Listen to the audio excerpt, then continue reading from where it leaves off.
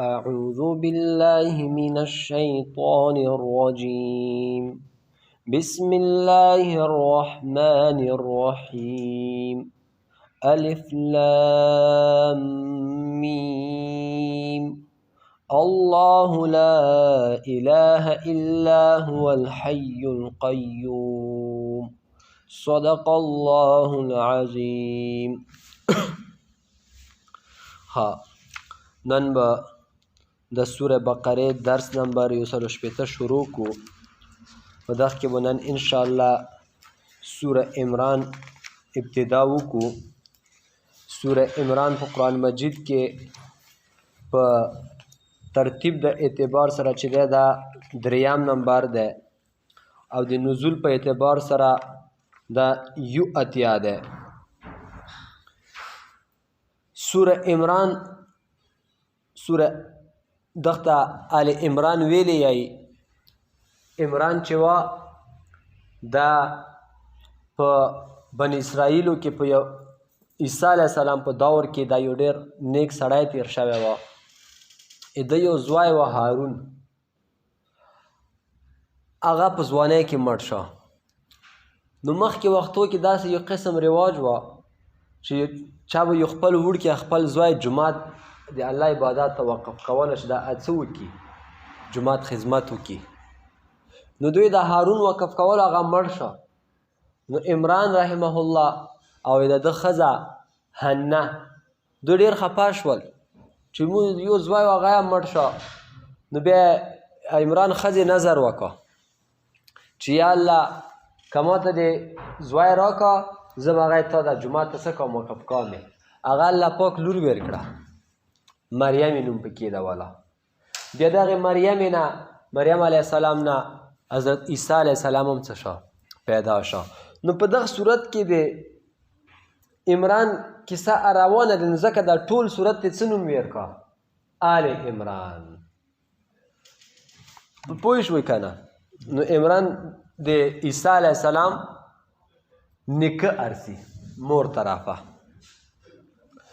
ها دا صورت شان نزول شی و، ویل نازل شو. یوه ورځ رسول الله صلی الله علیه وسلم مدینې منورې کې مازدیګر لمونځ وکړه، جومات کې ناست و خپلو صحابهو سره. نو په دغه وخت کې د نجران نه عیسایان راغلل، 80 کسان وو او دغو کې 14 کسان چې وو هغه مشران وو. بیا په دغه 14 کې 3 چې وو هغه بیا ډېر مشران وو. دا 3 کې یو دانه چې وه عبدالمسیح عاقب، دا سردار و. او بل پکې ایهم سید و، هغه به مشورې ورکولې. او یو بل پکې علقمه و، هغه مذهبي مشر و. نو دا راغلل دوی په دغه وجه رسول الله صلی الله علیه وسلم ته راغلل چې دا اسلام خو ورو په ورو خورېږي. یمن دا ټول علاقې ونیولې. دویمه یمن کې نجران یوه وړه علاقه وه چې دا مونږ بس داسې چل وکړو چې نبي علیه السلام سره مذاکرات وکړو، څه ټیکس میکس وي هغه به ورکوو چې موږ ته څه ونیایي. نو دوی چې دی زموږ پیغمبر سره مناظره شروع کړه چې عیسی علیه السلام نعوذ بالله خدای دی. دوی خدا عقیده ده چې عیسی علیه السلام یا د الله زوی دی یا الله سره شریک دی یا د 3 واړو کې یو دی. داسې ګاډه واډه عقیده یې ده. نو نبی علیه السلام ته ووې چې الله خوراک کوي؟ دوی وی چې نه. او عیسی علیه السلام کوي چې بیا ورته ووې چې الله پاک مړ کېږي؟ دوی چې نه. او عیسی علیه السلام هغه به مړ کېږي. عیسی علیه السلام دا زموږ تاسې عقیده ده چې اوس ژوندی دی، په اسمانو کې دی. انشاءالله چې کله قیامت در نږدې شي دا به راکوزېږي، دغه دنیا ته به رسي، واده به کوي. 33 کالو په عمر کې دا بره ختلی دی. بیا به راکوزېږي دلته، واده به کوي، 2 بچیان به پیدا کېږي. یو بچی نه به نوم موسی کې دی، یو بل بچی نه به نوم محمد کې دی وي. هغه نه بعد به بادشاهي کوي، بیا به مړ کېږي. دا متاسې عقیده ده. او دا یهود او نصارا چې دوی دا عقیده ده چې نه عیسی علیه السلام نعوذ بالله مړ شوی دی، هغه مړ نه دی، هغه اسمانو کې دی. نو نبی علیه السلام چې دا خبرې ټولې ورته وکړې نو دوی ته وي چې هغه څنګه نعوذ بالله خدای دی خدای خو داسې وي چې هغه همیشه ژوندی وي همیشه په یو حال قایم وي تاسې پاتې شو عیسی علیه السلام نو عیسی علیه السلام خو په یو حال نه پاتې کېږي او خو موږ تاسې غونته انسان دی موږ تاسې غونته ماړی ته ضرورت لري خوب ته ضرورت لري او الله دا ټولو خبرو نه څه دی پاک دی هغه چې د نه خوراک ته ضرورت لري نه خوب ترسي نه تږی کېږي نه ستړی کېږي بس همیش په یو حال دی موږ تاسې پښتانه هم دا پښتو کې متل یایو که نه چې په یو حال څوک دی الله دی نو دا آیاتونه نازل شول بیا عیسایانو ته هغه نجران خلکو ته چې نبي علیه السلام دا آیاتونه ووې هغوی خولې باندې شوې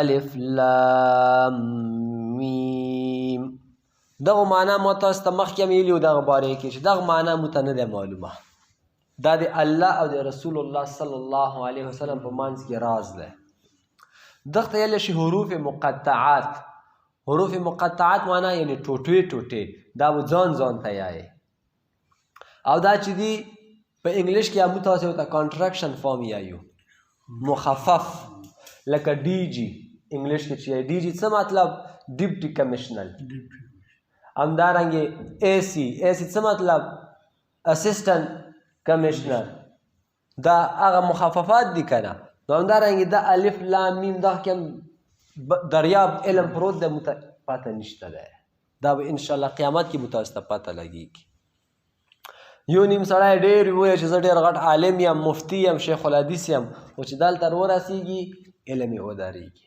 چې اوس دا ترجمه وکړه که نه دا څه تفسیر دی هېڅ چاته هم نه دی معلوم دا چې دی تقریبا انوش صورتونو په شروع کې راغلي دي سوره بقرې کې هم راغلی که تاسو چې الف لام میم ذلک الکتاب دلته هم راغلی الف لام میم بعض ځایونو کې بیا الف لام را راغلی بعض ځایونو کې قاف بعض ځایونو کې نون بعض ځایونو کې کاف ها یا عین صاد مختلف راغلي دي بعض ځایونو کې یاسین الله چې دی لا اله نشته بل معبود نشته بل اله الا هو مگر هغه یو الله دی همیش به د هغه عبادت کیږي هماغه پروردگار دی الحی چې ژوندی دی همیش ژوندی دی القیوم په یوه حال باندې دی نازل که لږ لږ علیک الکتابه په تا باندې دا قرآن بالحق په حقه ټول رښتونې خبرې دي په دغه قرآن کې موږ تاسې دا عقیده ده اولې پاڼې نه تر اخره پورې دا ټول رښتونه ده که چا ذره برابر شک په دغه کتاب کې وکړه اسلام نه خارجېږي مصدقا په داسې حال کې چې دا تصدیق کوونکی دی لما بین یدیه د هغه څه چې تا نه مخکې تیر شوي دي یعنی د تورات زبور دا ټول تصدیق کوي دا قرآن وانزل التورات او نازل که تورات والانجیل او انجیل تورات چې دی په موسی علیه السلام نازل کړی وه او انجیل دی په عیسی علیه السلام نازل کړی وه او قرآن زموږ په پیغمبر باندې زبور په داود علیه السلام باندې خو نن سبا یو قرآن په خپل اوریجنل فارم کې موجود دی تورات زبور انجیل دا نه دي پاتې تاسې لندن چرچونو ته ویر شوئ انجیل به ورکې پروت وي یو رقم برمنګم چرچ ته لاړ شئ هلته به بل رقم وي امریکې ته لاړ شئ هلته بل رقم دی پاکستان کې بل رقم دی اسټرالیا کې بل رقم دی یو انجیل زر قسمې دي خو دغه کې اوس کوم یو دی الله انجیل دی ټول ځان یې لیکلي دي تقریبا مشهور په دوی کې چې کوم د انجیل نسخې دي که نه هغه یوه د متی بله د یوحنا بل د مرقس بل د لوقا او یو د برنبس انجیل برنبس چې و دا د عیسی علیه السلام صحابي وه دوی دا ټول مني او د برنبس والا انجیل نه مني مو ته یې چې خو د عیسی علیه السلام صحابي و هغه خو بیا هم صحیح لیکلی وي که نه یا نه هغه بالکل غلط دی ویلې چې هغه برنبس کې دا خبره موجوده ده چې هغه پکې لیکلي دي چې عیسی علیه السلام به وي چې یو وخت به رسي دا خلک به ما عبادت شروع کوي. اما وخت راغلی دی عیسایان چې د عیسی علیه السلام عبادت کوي. او د محمد صلی الله علیه وسلم په نوم به یو کس رسي ما نه بعد پیغمبر. نو اخکې هغه د اسلام خبرې دي هغه بالکل مني نه. نو دا چې دي خواهش پرسته دي. نن سبا مسلمانانو کې هم داسې وي چې کومه خبره د په طبیعت مطابق وي هغه مني او چې کومه د طبیعت سره مخالف وي هغه نه مني. نو نن دپاره همدا درس بس دی. وما علینا الا البلاغ.